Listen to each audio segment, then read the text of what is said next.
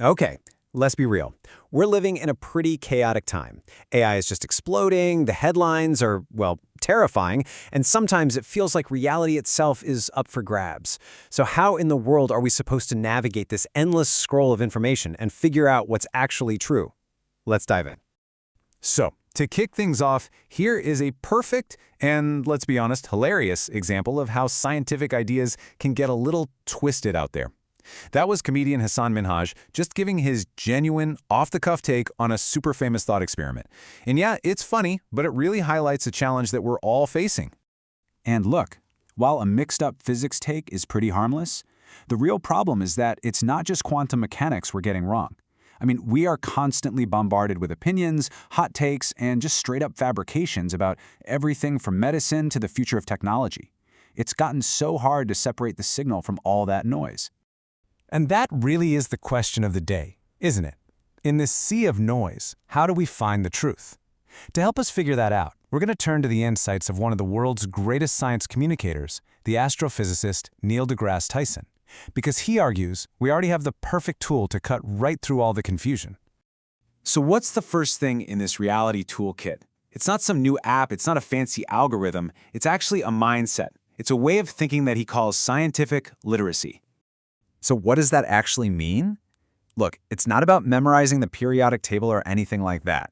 It's about having a mental framework to evaluate what people are telling you, to understand what real evidence looks like, and just to make informed decisions about the world.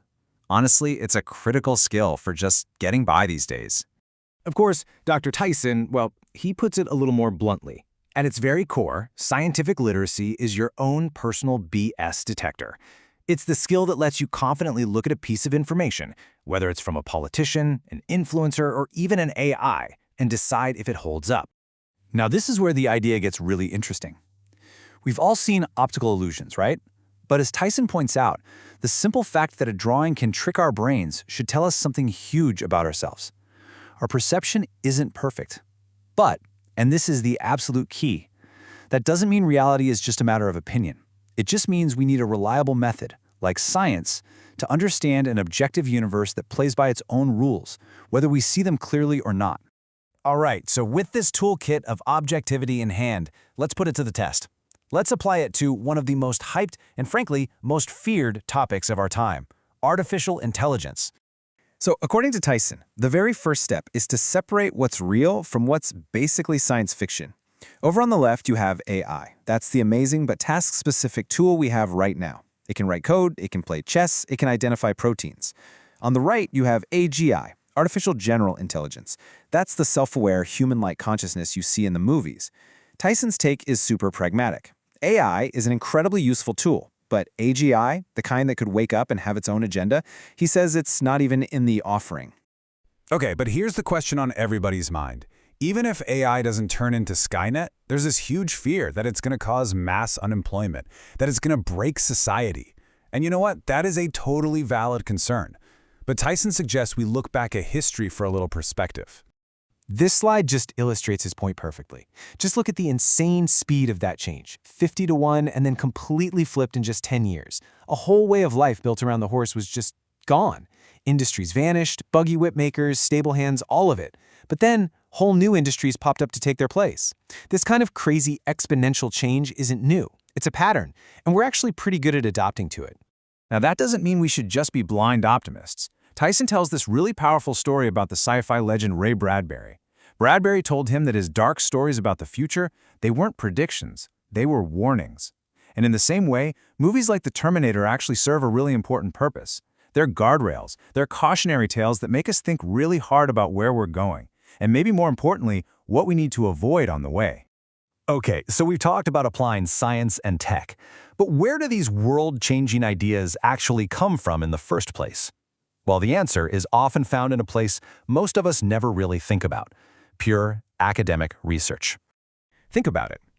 A big company's R&D department is great at making an existing product better, faster, cheaper. But it's not really designed for a fundamental discovery. The truly revolutionary breakthroughs, the ones that create entirely new fields of science and technology, almost always come from someone just being curious, with no clear path to making a buck. Let me give you Tyson's absolute best example of this. You have a physicist who has zero interest in medicine, and he's studying maybe the most obscure thing you can imagine, how the nuclei of atoms behave out in space. In doing that, he stumbles upon a brand new principle of physics. Years later, that purely academic, curiosity-driven discovery becomes the foundation for the MRI, a machine that has completely changed medicine and saved countless lives. That is innovation's unseen engine at work. You know, it's easy to feel like maybe we've already found all the big stuff. Like we're just filling in the details now. But according to Tyson, nothing could be further from the truth. In fact, the greatest discoveries are still waiting for us. So what's with this number, 95%? Well, that is the percentage of our universe that we know basically nothing about. Everything we can see, everything we understand, every star, every planet, every person, that's only 5% of what's out there. The other 95% is a complete mystery, made of stuff we call dark matter and dark energy. And this slide just reframes that beautifully. That profound ignorance, that 95%, it's not an empty space. It is the next great frontier. It's a sign that we are at the very beginning of our journey to understand the cosmos, and we are poised to turn what we don't know into wisdom that could literally save us. Wow, we've covered a lot. Misinformation, AI, the deep engine of research, the vastness of the universe. So if there's just one core idea to take away from all of this, what is it? What's the foundational belief that lets us face this complicated future with a little bit of confidence? And this is it. It's such a simple sentence, but it's incredibly powerful. It's the perfect antidote to all the chaos. It means that despite the noise, despite the complexity, despite our own flawed senses, reality isn't just a matter of opinion. There are real truths out there to be found, and we have the tools to find them. And really, that might be the most hopeful thought of all.